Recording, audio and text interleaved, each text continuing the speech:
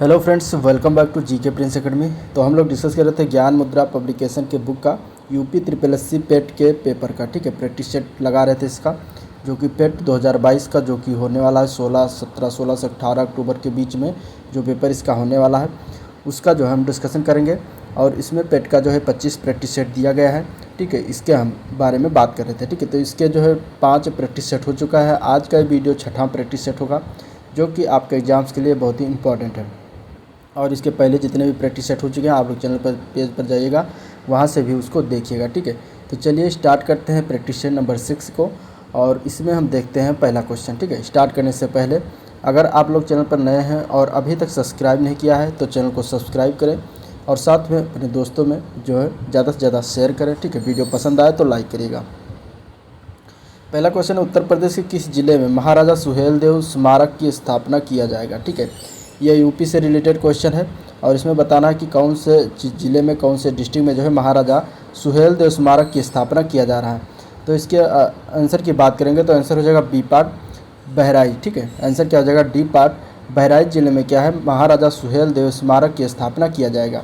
तो answer D part हो जाएगा। नेक्स्ट क्वेश्चन, अष्टांगिक मार्ग संकल्पना ये किसका अंग है, ये बताना है। अब ऑप्शन इसमें दिया गया है। तो अष्टांगिक मार्ग जो संकल्पना है, यह धर्म चक्र प्रवर्तन सूत्र के विषय वस्तु से संबंधित है। तो आंसर इसका क्या हो जाएगा, डी पार्ट हो जाएगा। ठीक है, धर्म चक्र यानी कि ये बौद्ध धर्म से संबंधित है। बौद्ध धर्म में अष्टांगिक मार्ग संकल्पना को जो है धर्म चक्र प्रवर्तन के तहत जो है विषय वस्तु रखा गया है। ठीक है, तो ये याद रखिएगा। बौद्ध धर्म के बारे में इसके जो है प्रैक्टिस सेट, पिछले वाले प्रैक्टिस सेट में जो है बातें हो चुकी हैं, तो आप लोग पिछला प्रैक्टिस सेट जरूर देखिएगा। नेक्स्ट क्वेश्चन है, दिल्ली सल्तनत के तुगलक राजवंश का अंतिम शासक कौन था। दिल्ली सल्तनत में जो तुगलक राजवंश था उसका अंतिम शासक कौन था, ये बताना है। तो अंतिम शासक तुगलक वंश का था नासिरुद्दीन मोहम्मद तुगलक। ठीक है, आंसर क्या हो जाएगा, सी पार्ट हो जाएगा। तुगलक वंश की बात करें तो इसका कार्यकाल, जो शासनकाल था वो था 1320 से लेकर 1398 तक तुगलक वंश था। ठीक है, तुगलक वंश की स्थापना जो है गयासुद्दीन तुगलक के द्वारा किया गया था और इसका अंतिम शासक था नासिरुद्दीन मोहम्मद तुगलक। नेक्स्ट क्वेश्चन है, मुगल प्रशासन में जो है मदद ए मास किसको इंगित करता है, मदद ए मास जो है किससे संबंधित है, ये बताना है। तो मुगलों के काल में जो है मदद ए मास की व्यवस्था ये किया गया था। ये इसमें जो है विद्वानों को दी जाने वाली राजस्व मुक्त जो अनुदत्त भूमि होती थी उसे मदद ए मास कहा जाता था। ठीक है, तो आंसर क्या हो जाएगा, बी पार्ट हो जाएगा। अगला क्वेश्चन देखते हैं, तो तृतीय आंग्ल मैसूर युद्ध को रोकने के लिए टीपू सुल्तान ने अंग्रेजों के साथ कौन सी संधि की थी। ठीक है, तीसरा आंग्ल मैसूर जो युद्ध हुआ था उसको रोकने के लिए टीपू सुल्तान के द्वारा एक संधि किया गया था अंग्रेजों के साथ। तो वो संधि कौन सी थी, तो वो संधि थी श्रीरंगपट्टनम संधि। ठीक है, कौन सी संधि थी, श्रीरंगपट्टनम संधि। अब इसमें अगर देखा जाए तो तीसरा युद्ध था आंग्ल मैसूर का। तो इसके पहले पहला युद्ध हुआ होगा। तो प्रथम युद्ध हुआ था 1767 में। प्रथम युद्ध कब हुआ था, 1767 से लेकर 1769 तक चला था और इसमें जो है मद्रास की संधि हुई थी। ठीक है, प्रथम युद्ध में किसकी संधि हुई थी, मद्रास की संधि हुई थी, ये भी याद रखिएगा, 1769 में। इसके बाद द्वितीय युद्ध हुआ आंग्ल मैसूर में, तो वो स्टार्ट हुआ था 1780 से लेकर 1784 तक ये युद्ध चला दूसरा। और ये जो है मैंगलोर की संधि के साथ समाप्त हुई। दूसरे युद्ध में किसकी संधि हुई, मैंगलोर की संधि हुई। ठीक है, इसके बाद तीसरा युद्ध हुआ, जो कि इसमें जो है तीसरा युद्ध जो चला ये 1790 से लेकर 1700 जो है 92 तक चला था। इसमें जो है श्रीरंगपट्टनम की संधि 1792 में हुआ था। इसके बाद इसमें चौथा युद्ध हुआ था आंग्ल मैसूर का और ये लास्ट युद्ध था। चौथा युद्ध जो है अंतिम युद्ध था आंग्ल मैसूर का और ये जो हुआ था 1799 में हुआ था। ठीक है, 1799, इसमें भी क्या यही श्रीरंगपट्टनम की ही संधि हुई थी। तो इस तरीके से ये कुछ आंग्ल मैसूर का जो है युद्ध हो गया। अब देखते हैं अगला क्वेश्चन, भारत में पूंजीपतियों की अलग से पार्टी बनाने का सुझाव किसके द्वारा दिया गया था। ठीक है, पूंजीपतियों की अलग से पार्टी बनाने का सुझाव जो है किसने दिया था भारत में, तो वो थे रतन टाटा ने। आंसर इसका क्या हो जाएगा, ए पार्ट हो जाएगा। ठीक है, कि पूंजीपतियों की भी एक अलग से पार्टी हो, तो ये सुझाव जो है रतन टाटा के द्वारा दिया गया था। नेक्स्ट क्वेश्चन है, किस विद्रोह का संबंध जो है पश्चिमी भारत से नहीं है इसमें से। तो इसमें से अगर हम देखेंगे तो भील विद्रोह, रमोसी विद्रोह, फरेजी विद्रोह, बघेरा विद्रोह, इन चारों में से अगर देखा जाए तो पश्चिमी भारत में कौन सा, तो ये फरेजी विद्रोह जो था ये पूर्वी बंगाल में हुआ था। कहाँ हुआ था? पूर्वी बंगाल में। तो पूर्वी बंगाल जो है वो भारत के पूरब में पड़ता है, तो ये पश्चिमी भारत से संबंधित नहीं है, ठीक है। बाकी भील विद्रोह, रामोसी और बघेरा, ये तीनों क्या है? पश्चिमी भारत से संबंधित हैं। तो इस चीज़ें हो गई। फरेजी विद्रोह जो हुआ था ये 1838 में हुआ था। नेक्स्ट क्वेश्चन, महात्मा गांधी ने प्रथम नागरिक अवज्ञा आंदोलन निम्नलिखित में से किस घटना के पश्चात जो है प्रारंभ किया था? तो प्रथम नागरिक अवज्ञा आंदोलन जो है महात्मा गांधी के द्वारा जो स्टार्ट किया गया था, ये कौन सी घटना के पश्चात हुआ था? तो इसके आंसर की बात करेंगे तो ये रॉलेट एक्ट के बाद स्टार्ट किया गया था। कब किया गया था? रॉलेट एक्ट आया था, उसके बाद जो है गांधी जी ने इसके विरोध में प्रथम नागरिक अवज्ञा आंदोलन स्टार्ट कर दिया था। जलियांवाला बाग हत्याकांड की बात करेंगे तो ये जो है 13 अप्रैल 1919 को घटा था। 13 अप्रैल 1919 को ये घटना हुआ था, ठीक है, जलियांवाला बाग हत्याकांड। चौरी चौरा कांड जो हुआ था ये 5 फरवरी 1922 को हुआ था, ठीक है। रॉलेट एक्ट जो हुआ था ये 19 मार्च 1919 को ये लागू हुआ था। पूना समझौता जो हुआ था ये 24 सितंबर 1932 को हुआ था। तो इस तरीके से डेट याद रखिएगा, डेट भी पूछा जा सकता है। अगला प्रश्न, लॉर्ड हार्डिंग पर बम फेंकने वाला क्रांतिकारी वीर कौन था? लॉर्ड हार्डिंग पर बम फेंकने वाला क्रांतिकारी कौन था? तो वो थे मनमथ नाथ। कौन थे? मनमथ नाथ।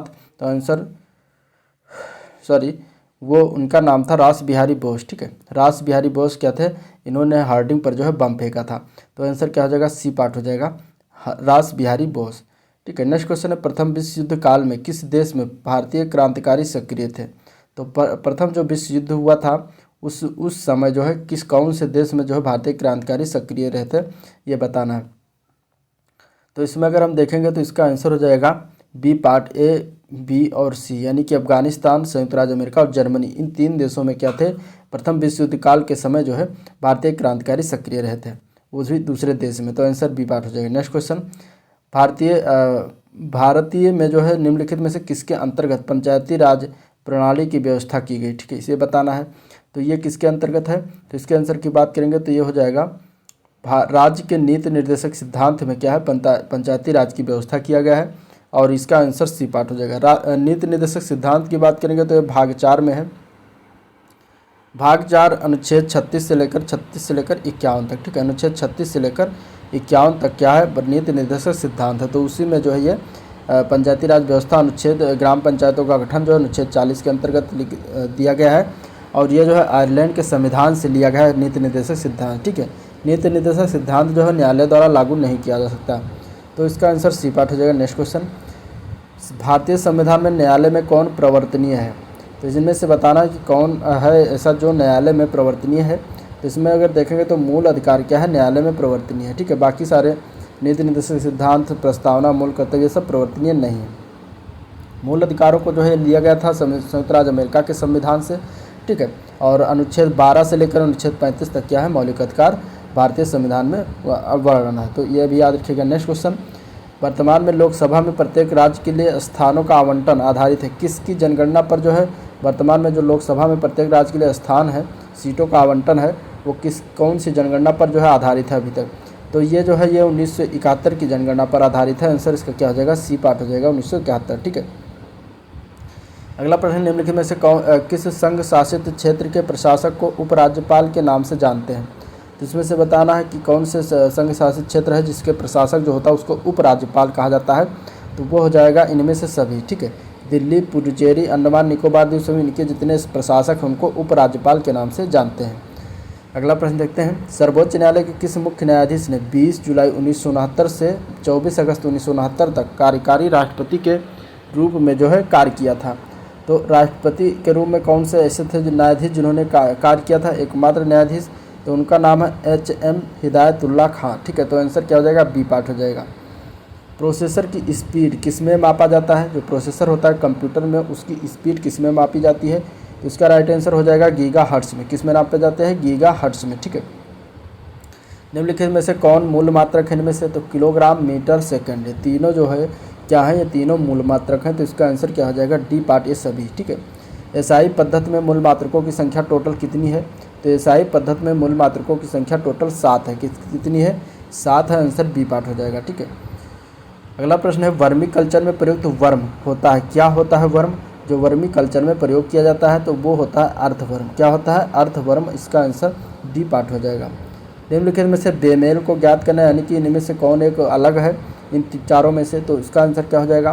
तो देखिए साइकोलॉजी जो है ये अलग है, ठीक है, और बाकी फिजियोलॉजी, पैथोलॉजी, बैक्टीरियोलॉजी ये तीनों लगभग सेम ही ये पैटर्न आता है। साइकोलॉजी जो है ये सिर्फ मनुष्यों में होता है। अगला क्वेश्चन अब मैथ्स है कि निम्नलिखित में से कौन सा जो है विशुद्ध आवर्ती दशमलव इनमें से। तो देखिए आवर्ती दशमलव दो टाइप का होता है, एक होता है विशुद्ध यानी कि शुद्ध आवर्ती दशमलव, एक होता है मिश्रण आवर्ती दशमलव, ठीक है। अब इसमें से हमें बताना है विशुद्ध आवर्ती दशमलव। तो देखिए आवर्ती दशमलव इसमें जो चारों दिए हैं चारों आवर्ती दशमलव है, लेकिन इसमें से अगर विशुद्ध आवर्ती दशमलव की बात करेंगे तो उसमें क्या होता है कि दशमलव के बाद जो भी संख्या लिखी हो वो क्या होगी, कंटिन्यूटली जो है वो रिपीट होगी, तो वो हो जाएगा विशुद्ध आवर्ती दशमलव, ठीक है। अब इसमें देखिए अगर जैसे 0.3 लिख रहे हैं तो इसके ऊपर बार लगा तो इसका मतलब ये 3 3 3 ऐसे डैश डैश करके चली जाए, यानी कि दशमलव के जस्ट बाद वाली जितनी संख्या है वो सब रिपीट हो तो उसे विशुद्ध आवर्ती दशमलव कहेंगे। और मिश्रण आवर्ती दशमलव कहते हैं जैसे कि मान लीजिए मान लीजिए संख्या जो है 17333 करके, अब ये जो है 3 3 3 हर बार रिपीट होते जा रही है, लेकिन 17 क्या है दशमलव के बाद रिपीट नहीं हो रही है, ठीक है। तो इसको हम लिख सकते हैं कि 0.173 के ऊपर बार, ठीक है। तो इस तरीके से ये क्या हो जाएगा, ये हो जाएगा मिश्रण आवर्ती दशमलव, क्योंकि दशमलव के जस्ट दो संख्या जो है बाद में वो रिपीट नहीं हो रही, उसके अगले वाली संख्याएँ रिपीट हो रही हैं, ठीक है। तो ये हो गया विशुद्ध और मिश्रण।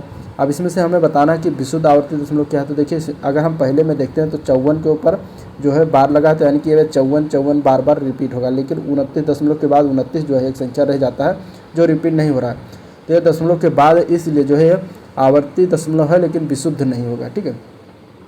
बी पार्ट में देखेंगे तो दशमलव के जस्ट बाद 18 पर क्या है बार लगा हुआ है, यानी कि ये हर बार 18 18 18 रिपीट होगा और इसे चला जाएगा, तो यानी दशमलव के बाद तो ये विशुद्ध आवर्ती दशमलव है, आंसर आपका बी पार्ट हो जाएगा, ठीक है।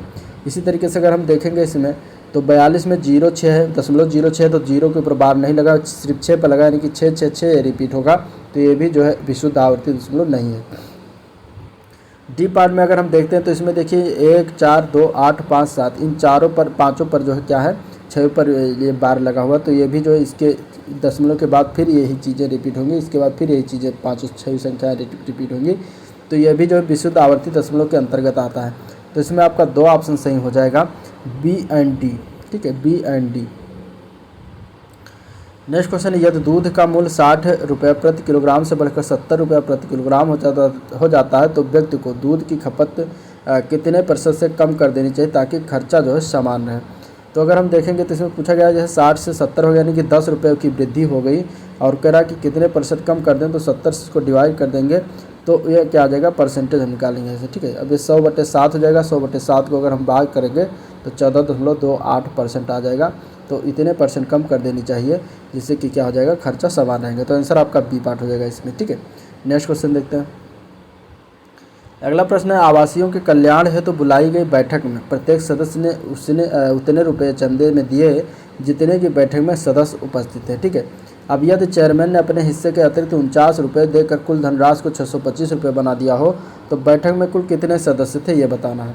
तो इसमें अगर हम देखें मान लेते हैं कि सदस्य जो थे एक्स थे और एक्स लोगों ने मिलकर एक्स क्योंकि उतने ही पैसे दिए जितने बैठक में थे, तो एक्स लोगों ने एक्स पैसे दिए तो एक्स इंटू एक्स बराबर हो जाएगा कितना, ये बताया गया कि चेयरमैन जो था उसने अपना पैसा क्या दे दिया है, वापस दे दिया है 49 रुपये, और उसका कुल राशि जो बनेगा 625, तो इसको हम घटा देंगे 625 माइनस 49, तो ये एक्स इंटू एक्स के बराबर हो जाएगा। तो यहाँ पर हो जाएगा एक्स स्क्वायर, यहाँ पे 625 माइनस 49 करेंगे तो ये आपका आ जाएगा 576, ठीक है। अब ये किसका वर्गमूल है, तो ये एक्स स्क्वायर दिया गया तो वर्गमूल लेंगे इसका, तो ये हो जाएगा 24 का वर्गमूल, तो उसमें जो है सदस्य संख्याओं की संख्या कितनी थी, तो 24 थी, आंसर क्या हो जाएगा सी पार्ट हो जाएगा, ठीक है। अगला प्रश्न है, यदि m तथा n ऐसी पूर्ण संख्याएं हैं कि m की पावर n बराबर 121 तो इतने का मान हमें ज्ञात करना है। तो ये m की पावर n बराबर 121, तो यहाँ पे हम 11 की पावर 2 लिख सकते हैं, ठीक है, 121 हो जाएगा, यहाँ m की पावर n, तो यहाँ से m का मान हो जाएगा 11 और n का मान हो जाएगा 2, ठीक है। तो यहाँ पे रख देंगे तो m-1 यानी 11-1 तो ये 10 हो जाएगा, पावर n+1 यानी कि 2 + 1 ये हो जाएगा 3, ठीक है। तो 10 की घात 3 बराबर 1000 हो जाएगा, ये मान इसके बराबर हो जाएगा डी के, ठीक है, ये निकालना था।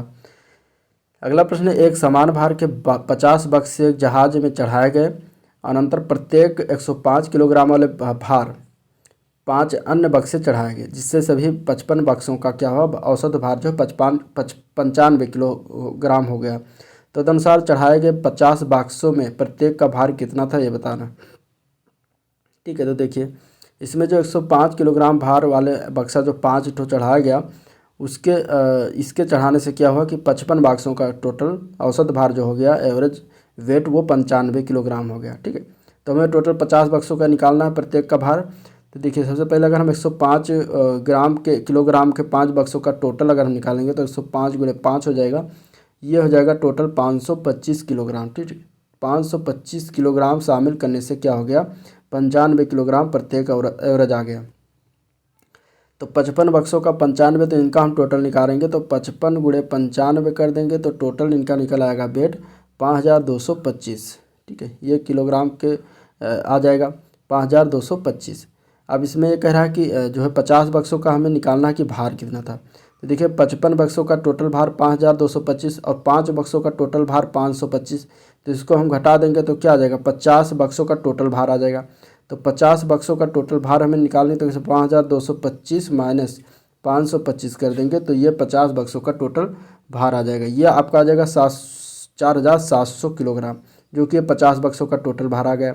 अब हमें निकालना है कि 50 बक्सों में प्रत्येक का भार कितना था, तो यानी औसत पूछ रहा है, तो 4700 टोटल भार है, 50 बक्से हैं तो 50 से डिवाइड कर देंगे और वही जो आएगा मान वही हो जाएगा। ठीक है, 5 9 45, 2 5 चौके 20, तो 94 किलोग्राम। तो 50 बक्सों का प्रत्येक का भार कितना था, 94 kilogram.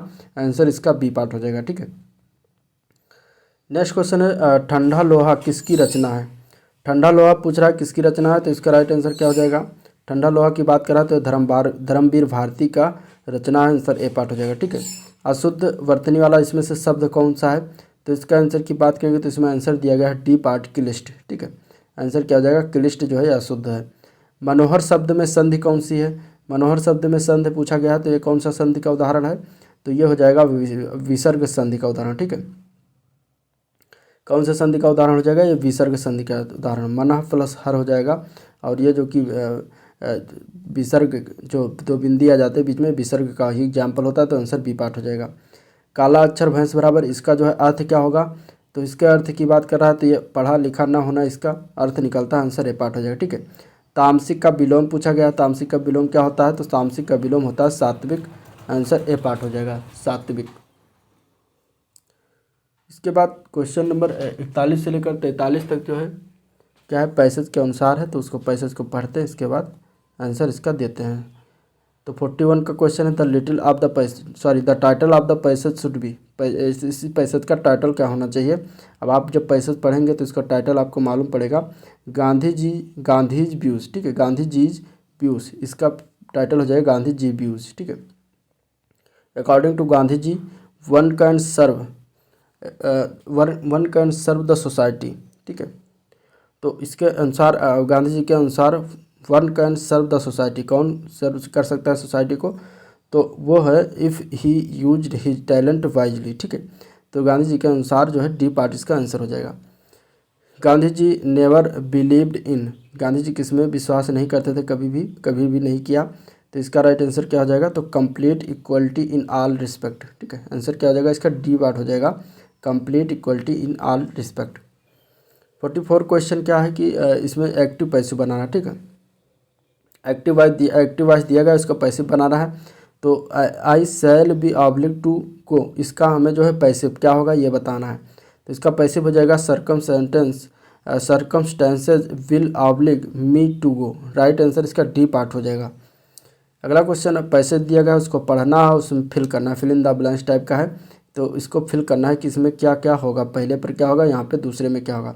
Every month scientist new gadget and new way to make technology faster and better, यहाँ पे भरना है, और इसके बाद पहले एवरी मंथ साइंटिस्ट।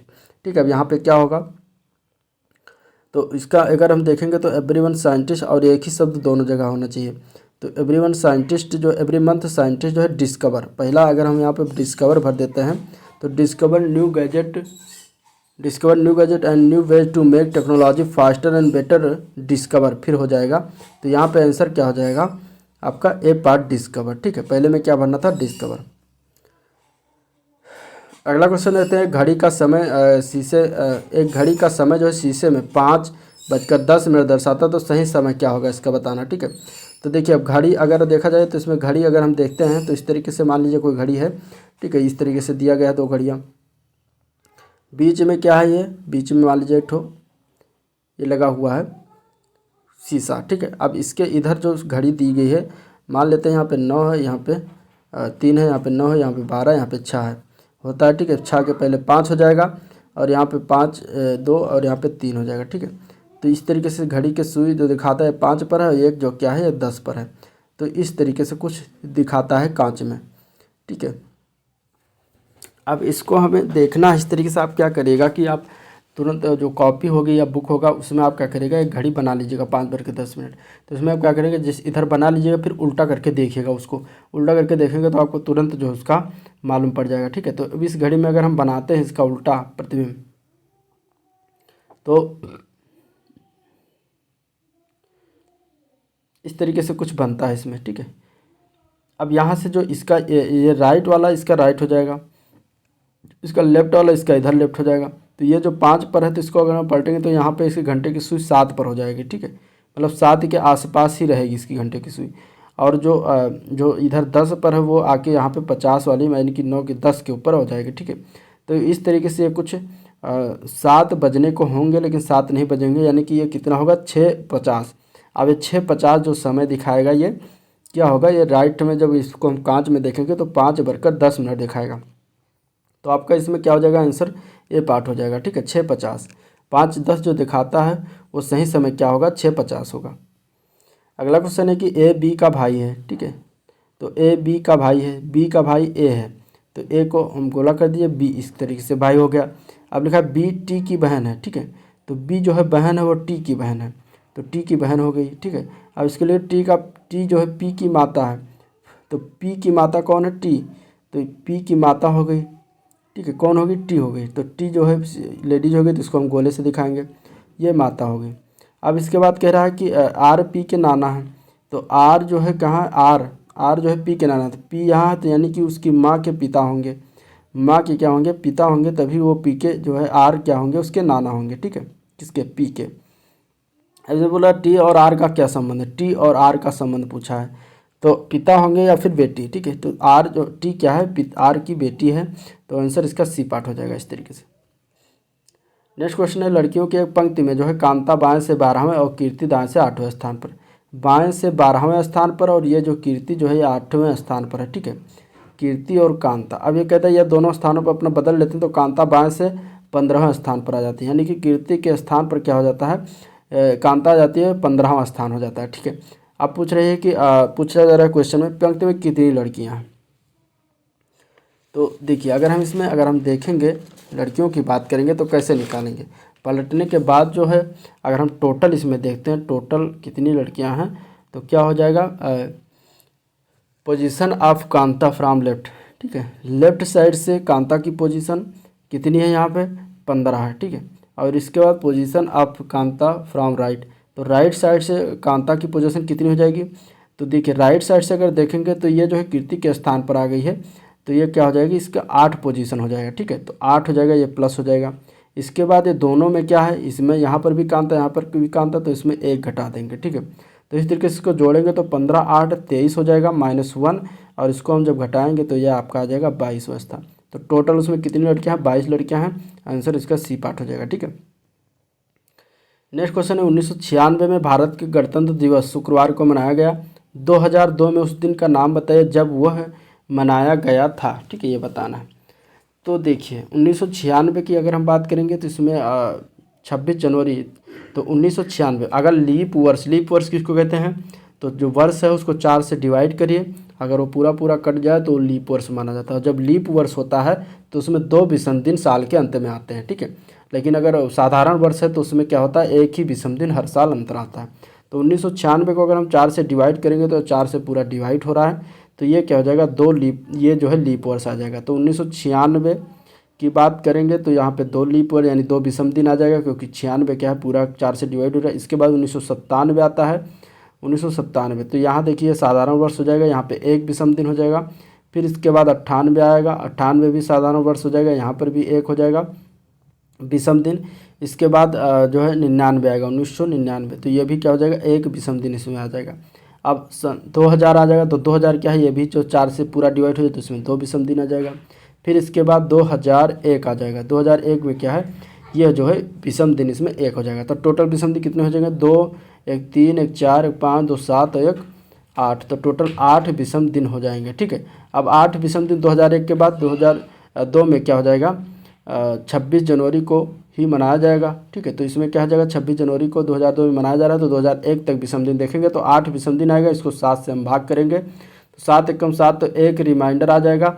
ठीक है, तो यानी कि जो शुक्रवार को दिन जो मनाया गया था 1996 में, वो 2002 में 26 जनवरी को उस दिन क्या पड़ेगा, शुक्रवार प्लस 1 दिन, तो शुक्रवार का 1 दिन यानी एक रिमाइंडर जो बचा है वही एक ऐड कर देंगे तो शनिवार पड़ेगा।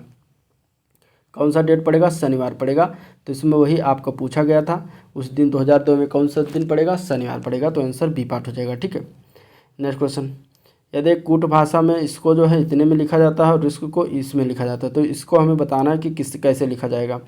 तो इसमें अगर देखिए PRI, अब देखिए इसमें RIV दिया गया है, तो ठीक है, तो इसमें देखिए R का मान जो देखेंगे तो RI का मान कितना है 23, RI का मान कितना है 23। ठीक है, इसके बाद B का मान यहाँ से देखते हैं तो कितना आ जाएगा, चौथे स्थान पर B है तो यहाँ पे चौथे स्थान पर 4 है तो 4 हो जाएगा। ठीक है, इसके बाद E का मान देखेंगे तो सबसे लास्ट में E है, यहाँ पे 7 हो जाएगा इसका मान E का।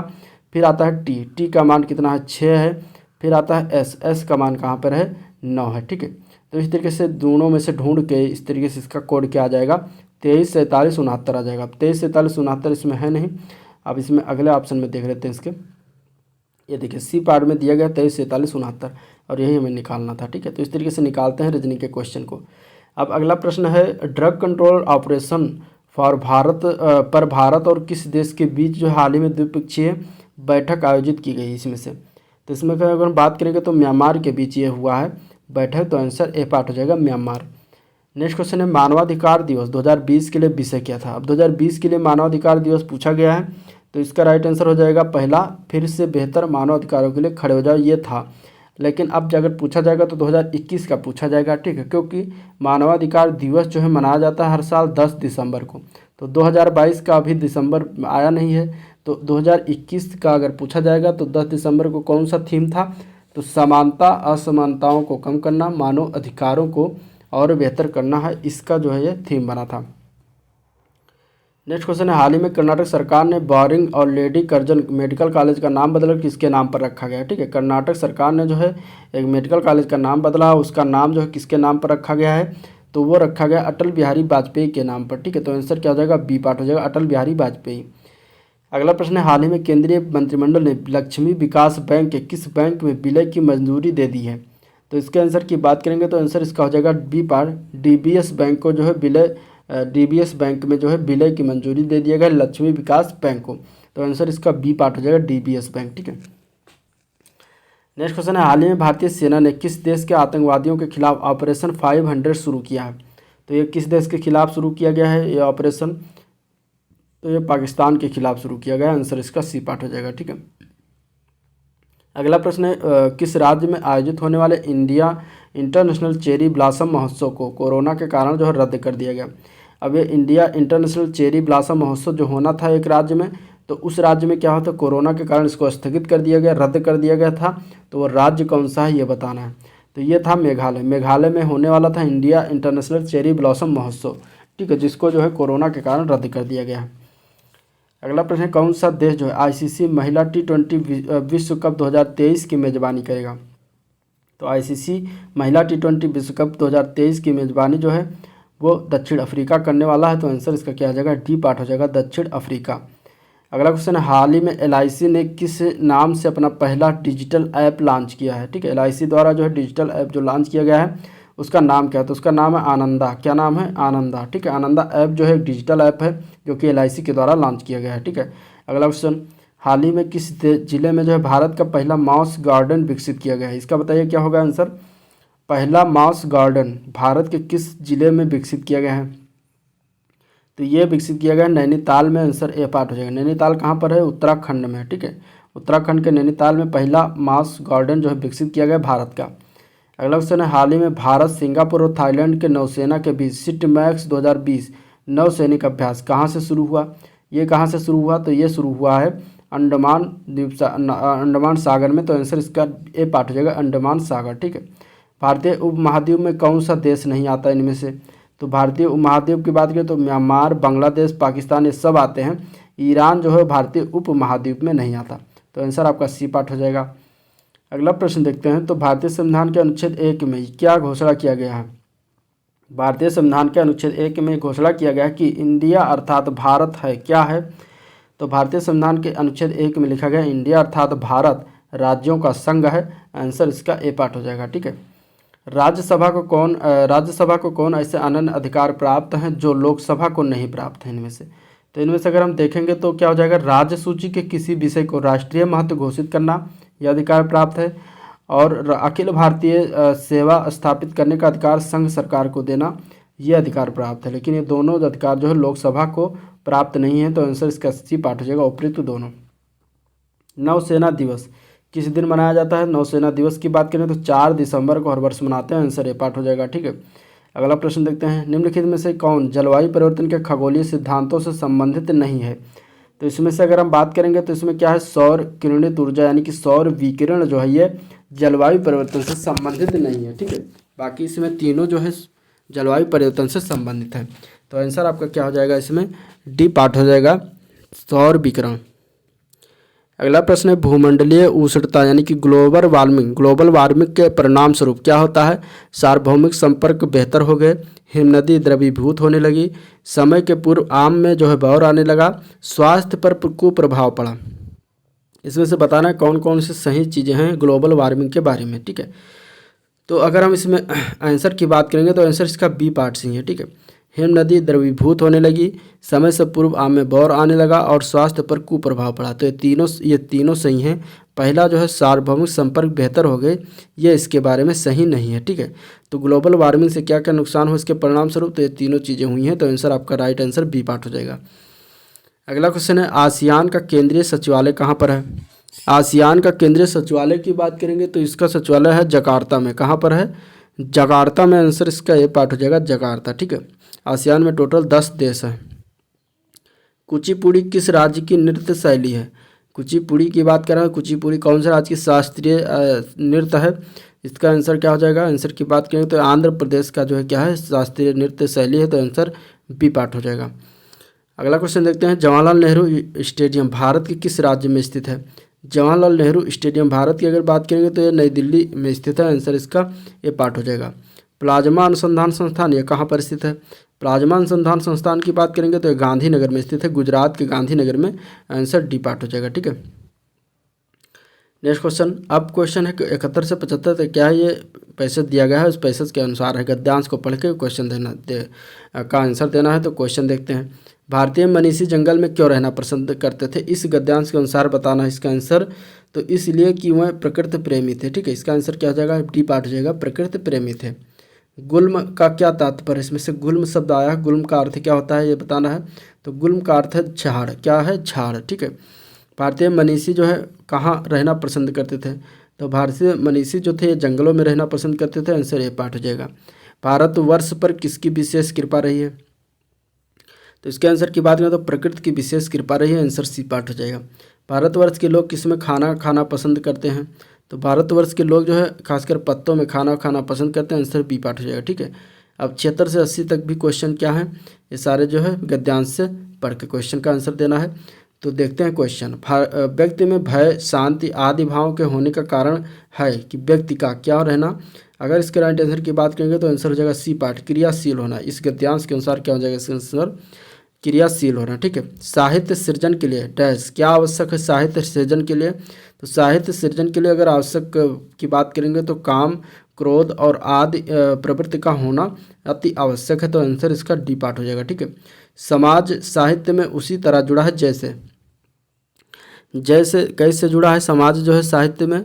तो समाज जो है साहित्य में उसी तरीके से जुड़ा है जैसे देह और प्राण। आंसर इसका बी पार्ट हो जाएगा। ठीक है। कौन क्रियाशील प्राणी है इनमें से? तो इनमें से क्रियाशील प्राणी की बात करें तो मनुष्य क्या है? क्रियाशील प्राणी है। आंसर बी पार्ट हो जाएगा। समाज में समय समय पर किसका प्रादुर्भाव होता है? तो समाज में जो है काम, क्रोध, लोभ, मोह, घृणा, भय, ये सभी का क्या होता है, प्रादुर्भाव होता है समय समय पर। तो आंसर इसका क्या हो जाएगा, डी पार्ट हो जाएगा। ठीक है,